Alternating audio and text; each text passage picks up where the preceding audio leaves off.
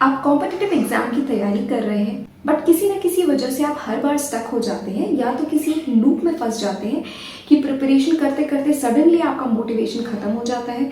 आपके mock test में आप फेलियर्स को फेस कर रहे होते हो एंड हर बार जब आप तैयारी करते हो आपको ऐसा लगता है कि आप एक लूप में फंसे हुए हो और आप चीज़ों को बस रिपीट करते जा रहे हो और आप कंटिन्यूसली फेलियर को ही फेस कर रहे हो। तो आज के इस वीडियो में ऐसे 3 हर्डल्स के बारे में मैं आपको बताऊंगी जो आपको कहीं ना कहीं सैबोटाज करते हैं अपनी ही लाइफ में स्टक रहने के लिए, जो आपको बार बार फेलियर की तरफ ढकेलते जाते हैं और ना चाहते हुए भी आप उस लूप में फंस जाते हैं। So stay till the end.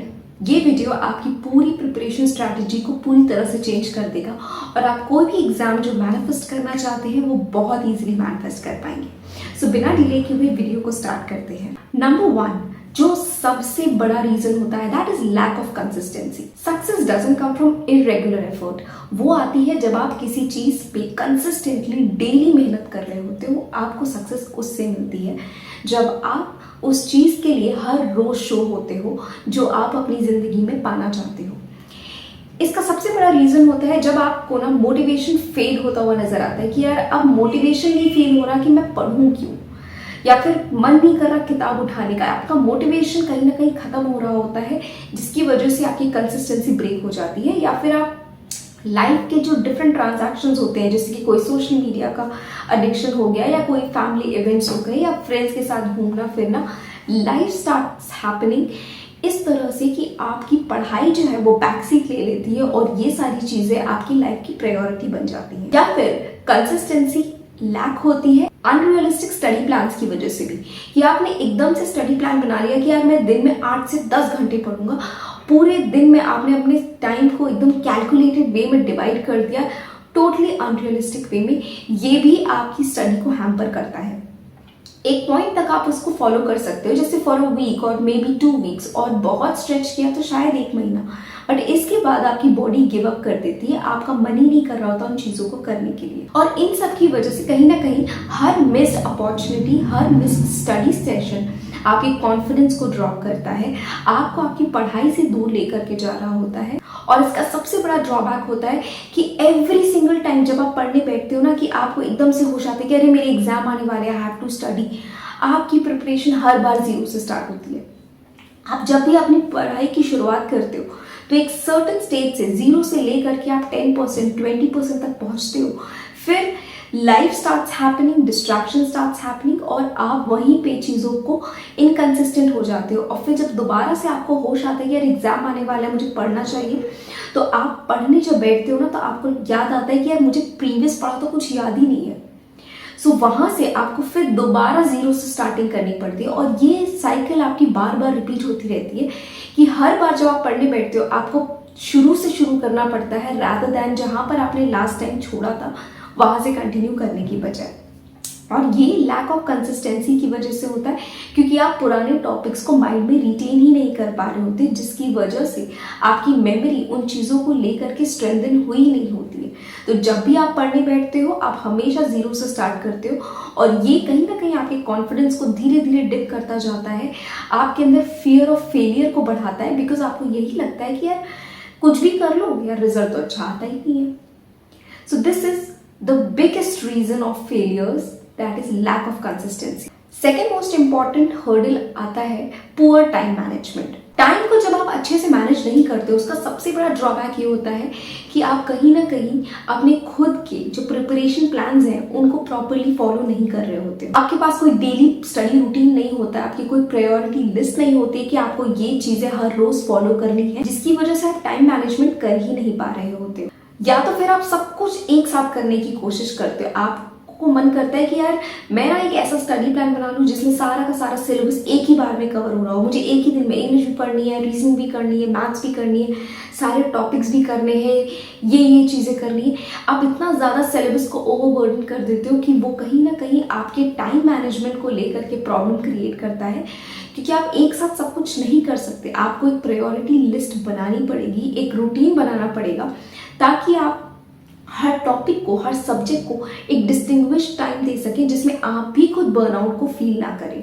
और जब पुअर टाइम मैनेजमेंट होता है ना, तो उसकी वजह से आप बहुत जल्दी बर्नआउट हो जाते हो, क्योंकि आपके पास कोई फिक्स शेड्यूल नहीं होता कि आपको किस समय क्या करना है, जिसका सबसे बड़ा जो हैम्पर होता है आपके ऊपर वो होता है बर्नआउट। क्योंकि आप किसी भी चीज़ को करते वक्त फ्रस्ट्रेट होते चले जाते हो कि यार ये भी कंप्लीट नहीं हो रहा है, वो भी कंप्लीट नहीं हो रहा है, और टाइम मेरा पूरा चला जा रहा है, ना ही मॉक टेस्ट में रिजल्ट मिल रहा है, ना ही मेरा सिलेबस कंप्लीट हो रहा है। बिकॉज आप कहीं ना कहीं अपने आप को बहुत ज़्यादा प्रेशर में लेकर के जा रहे हो, जिसकी वजह से आपकी परफॉर्मेंस हैम्पर हो रही है। अगर आप अपने टाइम मैनेजमेंट को मैनेज कर सको, हर सब्जेक्ट से लेकर के डेली बेसिस पे आप कितना समय दे रहे हो अपने पढ़ाई के लिए, अपने रिवीजन के लिए, अपने रेस्ट के लिए, हर एक चीज़ इंपॉर्टेंट है। और आपको ये सब कुछ एक लिमिटेड टाइम पीरियड में करना होता है। आप पढ़ाई के लिए भी एक्सेस नंबर ऑफ आवर्स को नहीं दे सकते अगर आप जेन्युइनली अपने आप को बर्नआउट फील नहीं करवाना चाहते। आप प्रोग्रेस के ऊपर ज़्यादा ध्यान, ना कि परफेक्शन के ऊपर। तो प्रोग्रेस यहाँ ज़्यादा मायने रखती है, परफेक्शन उतना इम्पोर्टेंट नहीं होता है। अगर आप आज अपने एग्जाम्स पे 30%, 40%, 50% अगर स्कोर कर रहे हो, तो रादर दैन आप एक परफेक्ट स्कोर को एम करो या परफेक्ट सिलेबस कंप्लीशन के बारे में सोचो, आप प्रोग्रेस के बारे में सोचो कि आपको डेली बेसिस पे एटलीस्ट एक टॉपिक कंप्लीट करना है। आपका जो नंबर ऑफ अटेम्प्ट है वो डेली बेसिस पे इंक्रीज होना चाहिए। आपका जो स्कोर है वो डेली बेसिस पे थोड़ा थोड़ा इंक्रीज होना चाहिए। उसमें प्रोग्रेस कंटिन्यूअस होनी चाहिए, भले ही उसमें परफेक्शन ना हो। तीसरा सबसे बड़ा हर्डल जो आपकी एग्जाम की प्रिपरेशन में आता है, that is fear of failure and self doubt. Exam tough होता है बट आपका माइंड उसे टफर बना देता है।